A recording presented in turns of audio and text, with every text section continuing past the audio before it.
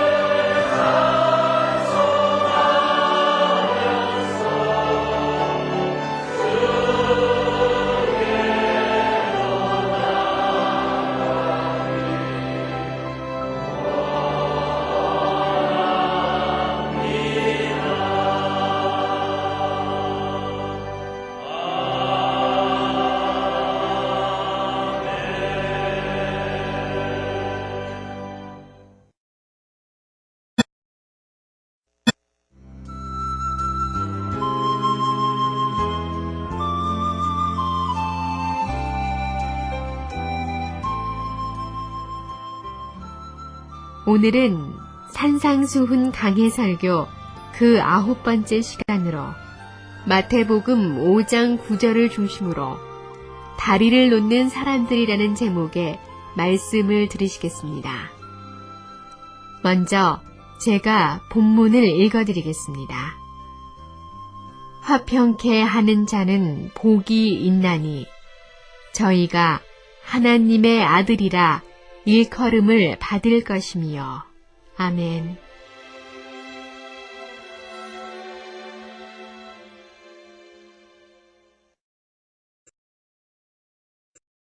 오늘은 우리가 다 잘 아는 바와 같이 50년 전 군인과 민간인을 합해서 450만 명 이상의 인명피해를 내었던 악몽 같은 6.25가 발발한 날입니다.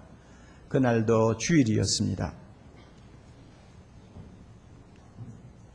이런 의미에서 6월이 되면은 우리는 마음 한구석에 슬픔이 있습니다. 고통이 있습니다. 반세기가 지났습니다마는 이 6.25의 동란으로 인한 상처는 아직도 아물지 않고 있고 오히려 갈수록 우리를 더 절망으로 빠뜨리는 일들이 많았기 때문입니다. 그런데 지난 15일 우리는 이와 같은 우울한 감정을 날려버리고 엄청난 충격과 벅찬 감격을 맛볼 수가 있었습니다. 남북의 두 정상이 북한 순안공항에서 만나 두 손을 잡고 활짝 웃으며 서로를 반기는 모습을 우리가 텔레비를 통해서 지켜볼 수 있었기 때문입니다. 저는 이런 장면을 보면서 어떻게 저런 일이 있을 수 있을까 하는 의구심을 떨치지 못했고, 그러기에 한 번 보고 두 번 보고 세 번 보고 연거푸 방영이 될 때마다 반복해서 보았습니다. 이번 회담을 놓고 일각에서는 미리 계산된 고도의 정치적 제스처라고 해석을 하기도 합니다마는 정치적으로 어떻게 해석을 했든 제가 중요하게 보는 것은 이것입니다.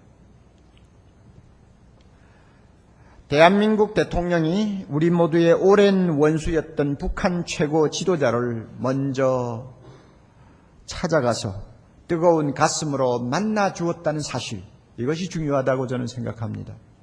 우리는 이거 하나만으로도 얻을 것은 이미 다 얻었다고 생각합니다. 두 정상이 활짝 웃으면서 서로 반기는 그 모습을 보면서 제 마음에 저 사람들은 하나님의 아들이구나 하는 생각을 했습니다. 틀림없이 그 순간 그들은 하나님의 아들이었습니다. 어떻게 구두를 놓고 하나님의 아들이라고 말을 하냐, 아마 이렇게 물을지도 모릅니다. 우리는 이 시간 예수님이 하신 말씀을 조용히 마음에 담고 묵상할 필요가 있습니다.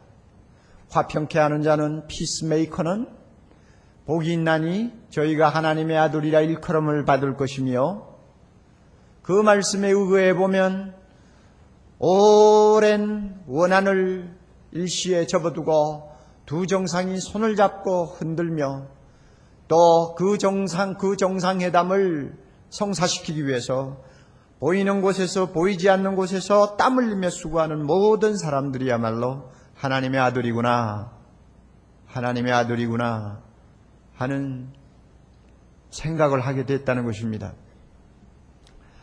지난 주간에 한국 기독교 목회자 협의회 임원 수련회가 우리 수양관에서 있었습니다.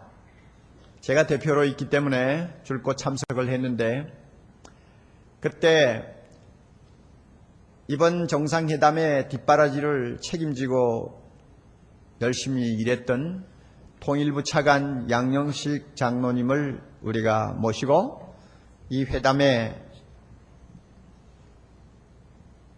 숨은 이야기들을 좀 여러 가지로 들었습니다. 그분 이야기를 들으니까요, 정말 감개무량하더라고요. 우리는 대통령 네 분이 하나님을 섬기는 사람이라는 것은 알고 있습니다.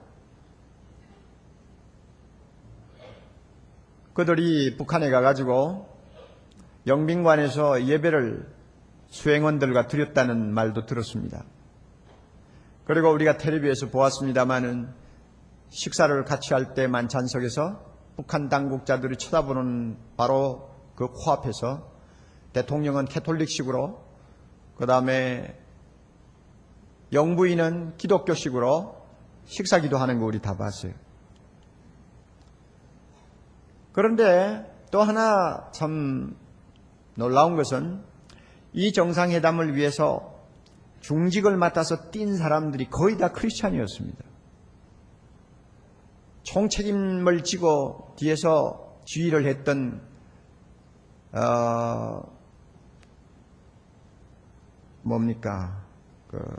국정원, 국정원 원장도 모 감리교회 권사요. 통일부 차관도 장로교회 장로요. 그 다음에 비서실장도 안수집사요. 그 다음에 또 누가 있더라?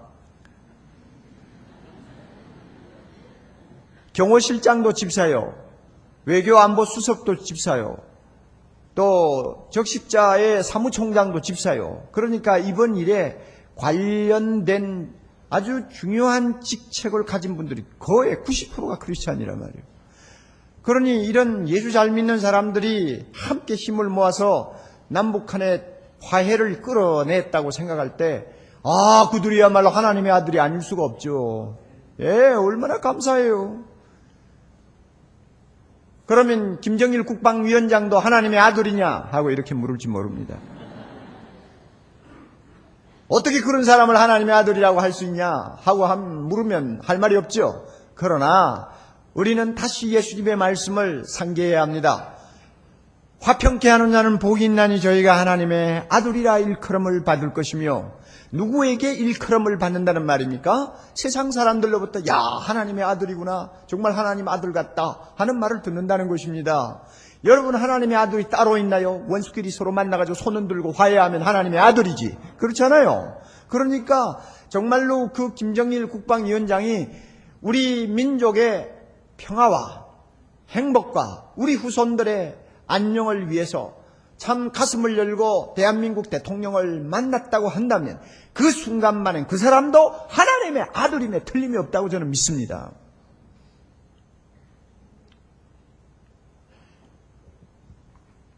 놀라운 일이에요. 하나님은 화평을 사랑하십니다. 하나님은 평화의 왕이십니다. 어떤 신학자는 창세기 1장 26절 이하에 보면 하나님이 사람을 만드시면서 이런 말씀하셨죠. 우리의 형상을 따라 우리의 모양대로 우리가 사람을 만들자, 이렇게 말씀하세요. 우리 생각에는 나의 형상대로 내 모양대로 내가 사람을 만들어야지, 이렇게 말씀하실 것 같은데 갑자기 우리의 형상대로 우리의 모양대로 우리가 사람을 만들자, 이렇게 말씀을 하십니다. 왜 우리라고 하셨을까? 이 사실을 놓고 이 신학자가 재밌는 해석을 했어요. 제가 볼 때 굉장히 귀담아 들을 수 있는 가치가 있다고 생각을 합니다. 하나님은 본래 혼자 계시지 못하고 본성적으로 더불어 존재하시는 신이시기 때문이라는 것입니다. 하나님은 유아 독존으로 만족하시지를 않으시고 서로 사랑하는 관계 속에서 아름다운 교제를 나누며 살기를 기뻐하시는 인격자라는 것을 우리라는 말 속에서 표현하셨다는 것입니다.